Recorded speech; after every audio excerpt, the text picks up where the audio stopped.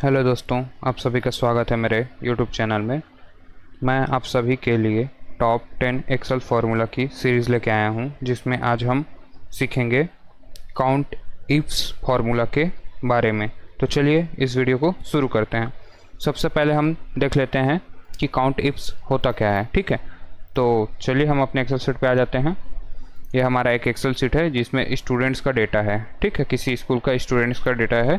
ये student name हो गए, ये उनके स्कोर्स हो गए, ये उनका रिजल्ट हो गया, कौन पास है कौन फेल है, ये उनके सारे सब्जेक्ट्स हो गए। तो हमको क्या करना है कि सब्जेक्ट वाइज कितने बच्चे पास हुए हैं, कितने बच्चे फेल हुए हैं, ठीक है, सब्जेक्ट वाइज ये हमें काउंट करने हैं। ठीक है, तो इसके लिए हम यूज़ करेंगे काउंट इफ फार्मूला। ठीक है, काउंट इफ्स फार्मूला। एक मिनट, काउंट इफ्स फार्मूला। तो सबसे पहले हम समझ लेते हैं काउंट इफ्स होता क्या है। काउंट का मीनिंग हो गया सिंपल सा, किसी चीज़ को काउंट करने के लिए। ठीक है, इफ्स का मतलब उसमें कंडीशंस यूज़ करना है। इफ्स का मतलब उसमें कंडीशंस यूज़ करने हैं। तो बेसिकली इसका फंडा ये है कि काउंट इफ्स एक एक्सेल का फंक्शन या फॉर्मूला है जिसका यूज़ हम काउंट करने के लिए करते हैं, बट मल्टीपल कंडीशन का यूज़ करके हम किसी चीज़ को काउंट करते हैं। ठीक है, तो पहले इसके फॉर्मूला को समझ लेते हैं। हम लास्ट वीडियो में हमने काउंट इफ के बारे में देखा था। उसमें क्या होता था कि हम इक्वल्स टू काउंट इफ लिखते थे। तो इसमें आप देख सकते हैं एक सिंगल रेंज और एक सिंगल क्राइटेरिया देना था।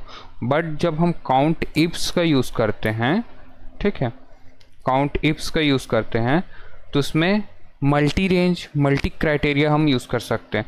जैसे अभी मेरे पास 2 रेंज और 2 क्राइटेरिया है। ठीक है, एक तो हमको डेटा निकालना है सब्जेक्ट वाइज, तो ये हमारा एक पहला क्राइटेरिया हो गया। दूसरा क्राइटेरिया ये है कि उसमें पास कितने बच्चे हैं और फेल कितने बच्चे हैं, उसके बारे में निकालना है। ठीक है, तो ये 2 कंडीशंस है हमारे पास।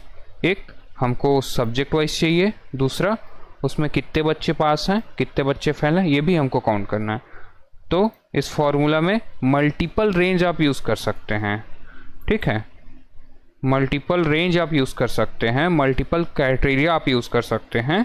ठीक है, तो चलिए हम इस वीडियो में फार्मूला को लगा के देखते हैं। तो हमको जहाँ पे डेटा चाहिए वहाँ पे आ जाते हैं। यहाँ पे लिखा है टोटल पास इन मैथ्स। तो हमको इसमें क्या चाहिए, मैथ्स में कितने बच्चे पास हुए हैं उसको काउंट करना है। तो सबसे पहले हम लगाएंगे इक्वल्स टू काउंट इफ्स। ठीक है, हमारा फर्स्ट रेंज क्या है, मैथ्स। ठीक है, तो हम सेलेक्ट कर लिए मैथ्स।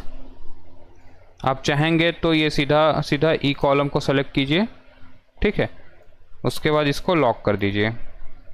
लॉक करने का सबसे मेन रीज़न ये होता है, आपको लास्ट वीडियो में मैंने बताया था कि लॉक क्यों किया जाता है, तो इस वीडियो में हम देख लेते हैं। लॉक करने का मेन रीज़न ये है कि जो ई कॉलम है हमारा, ठीक है, ये ई कॉलम है। ई कॉलम को जब हम सेलेक्ट करते हैं और ये फार्मूला को अगर हम ई कॉलम से स्टार्ट करके दूसरे कॉलम के लिए पेश करें, तो ये जो ई कॉलम है ये कहीं एफ ना हो जाए, कहीं जी ना हो जाए, या एच ना हो जाए, या डी सी ऐसा स्विच ना करे कॉलम्स।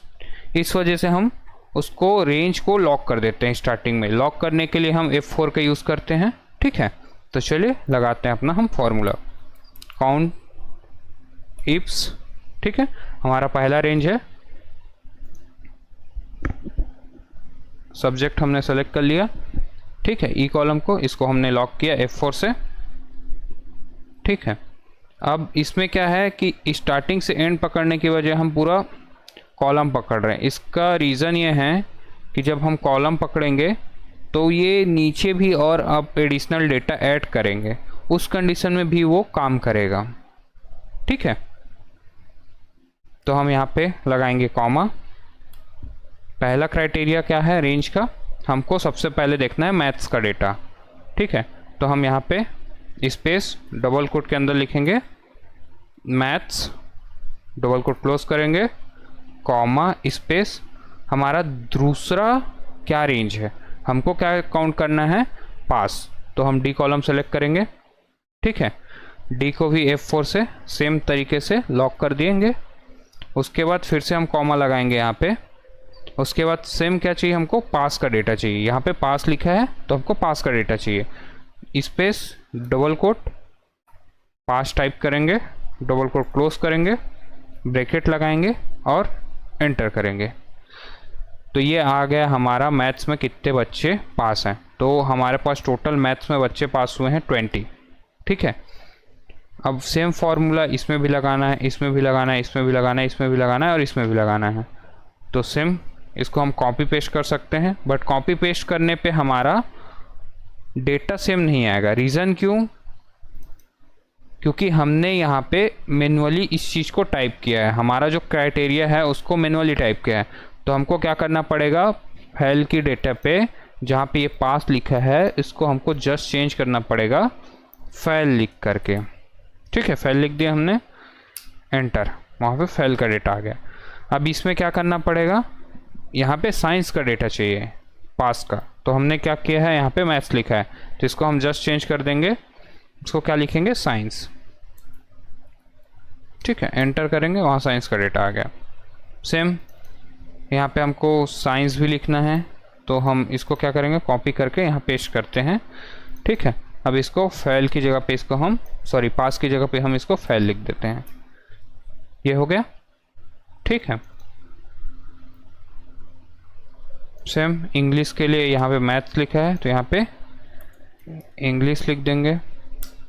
ठीक है, यहाँ फिर सेम फार्मूला को नीचे ले आएंगे कंट्रोल डी के थ्रू। अब यहाँ पे इंग्लिश में हमको फाइल का डेटा चाहिए तो हम यहाँ पे फाइल लिख देंगे। ठीक है, ये आप इसमें जो क्राइटेरिया हमने मैनुअली टाइप कर करके लिया है। अब इसकी जगह पे हम क्या कर सकते हैं, डायरेक्ट हम इसमें एक कॉलम ऐड कर सकते हैं, जैसे हम यहाँ पे लिखते हैं। ठीक है, सेम मैं इस चीज़ को कॉपी कर लेता हूँ, ये मैं कॉपी किया, यहाँ साइड में पेस्ट कर देता हूँ, पेस्ट कर दिया। ठीक है, हम यहाँ पे एक और कॉलम ऐड करते हैं। हमको क्या चाहिए, पहले मैथ्स का डेटा चाहिए, हम यहाँ सिंपली सा मैथ्स लिख दिए। ठीक है, हम मैथ्स फिर लिख लिए, यहाँ पे साइंस का डेटा चाहिए हमको, साइंस लिख दिए। ठीक है, यहाँ भी साइंस ले लिए। इसके बाद यहाँ पे इंग्लिश का डेटा चाहिए तो हमने यहाँ पे इंग्लिश लिखा, हमने यहाँ पे इंग्लिश लिखा। ठीक है, पहले में क्या डेटा चाहिए हमको, पास का डेटा चाहिए। ठीक है, दूसरे में क्या डेटा चाहिए, फाइल का डेटा चाहिए। ठीक है, फिर तीसरे में चाहिए पास का डेटा, हमने फिर यहाँ पास लिखा, फिर यहाँ पे फाइल लिख दिया, फिर यहाँ पे पास लिखा, यहाँ पे फाइल लिख दिया। ठीक है, अब इसका हम एक बॉर्डर बना लेते हैं। ठीक है, बॉर्डर रेडी हो गया। अब हम क्या करेंगे, यहाँ पे पास का डेटा के लिए फॉर्मूला लगाते हैं। तो फॉर्मूला लगाने के लिए इक्वल्स टू काउंट टिप्स। ठीक है, हमारा पहला रेंज लिया, हमने इसको F4 से लॉक किया। ठीक है, इसके बाद यहाँ पे कॉमा, हमको क्या चाहिए, मैथ्स का डेटा चाहिए तो हम ये मैथ्स लेंगे। इसमें क्या करेंगे, हम एम को लॉक करेंगे ना कि 5 को, क्योंकि हम जब फार्मूला को नीचे कॉपी पेस्ट करें तो ये M6 भी सेलेक्ट हो, M7 भी सेलेक्ट हो, M8 भी सेलेक्ट हो, M9 भी सेलेक्ट हो। तो उसके लिए लॉक करने के लिए इसको सेलेक्ट करेंगे, F4 का बटन प्रेस करेंगे तो अभी दोनों लॉक हो गया। जब डॉलर सिंबल आता है सामने तो लॉक हो जाता है। तो हमको सिर्फ M को लॉक करना है, हमको कॉलम का नेम लॉक करना है सिर्फ। तो हम क्या किए, यहाँ पे M को लॉक कर दिए, 5 अभी हमारा लॉक नहीं है। जब हम फार्मूला को कॉपी पेस्ट करेंगे तो फार्मूला हमारा नीचे स्क्रॉल डाउन होगा। फिर से कॉमा लगाएंगे, हमको दूसरा रेंज देना है, हम दूसरा रेंज देते हैं, एक मिनट सॉरी, काउंट टिप्स। ठीक है, हमारा पहला रेंज ये हो गया, इसको हम लॉक कर दिए F4 से, कॉमा, ये हमने लिया, इसको भी लॉक कर दिया। ठीक है, उसके बाद हमको दूसरा रेंज लेना है, दूसरा रेंज लिए, एक मिनट, ने इसको लॉक किया, इसके आगे लगेगा कॉमा, हमने दूसरा रेंज लिया। ठीक है, दूसरा रेंज सेलेक्ट कर लिया और दूसरा रेंज को भी हम लॉक कर देंगे। फिर हमको क्या डेटा चाहिए, कॉमा लगाते हैं पहले, यहाँ पे हमको डेटा चाहिए पास का, तो हम यहाँ पे सिंपली सा पास वाला कॉलम सेलेक्ट करेंगे। ठीक है, इसको भी हम लॉक करेंगे क्योंकि हमारा डेटा हमको सेम फार्मूला नीचे भी चाहिए। तो हम कॉलम को लॉक करेंगे ना कि F5, पूरा सेल को लॉक नहीं करेंगे। हम ये कॉलम का जो नेम है वो OPQR ये ना हो बोल के हम उसको सिंपल सा लॉक कर देंगे। ठीक है, ये हो गया, ब्रैकेट क्लोज करेंगे, एंटर करेंगे, देखेंगे आप यहाँ पे देख सकते हैं मैथ्स पास में 28 स्टूडेंट है और सेम यहाँ पे भी 28। अब इसमें क्या करें, इसको हम कॉपी करके सब जगह जहाँ जहाँ हमको डेटा चाहिए वहाँ पे हम पेस्ट कर देते हैं। तो अब देख सकते हैं दोनों में कोई डिफरेंस नहीं है। डिफरेंस निकालने के लिए आप इसमें सिंपली सा इक्वल्स टू माइनस दिस, आप क्रॉस चेक कर सकते हैं। अगर आपका बैलेंस जो वैल्यू आता है 0 तो आप देख सकते हैं कि इसमें कोई डिफरेंस नहीं है, ठीक है। तो इस तरीके से आप काउंट इफ्स फार्मूला का यूज़ कर सकते हैं। अब आने वाले वीडियो में हम और एक नया फार्मूला लेके आते हैं आप लोगों के लिए। तो ये अगर ये वीडियो आपको अच्छा लगे तो इस वीडियो को लाइक कीजिए और चैनल को सब्सक्राइब कीजिए। Thank you guys for watching this video.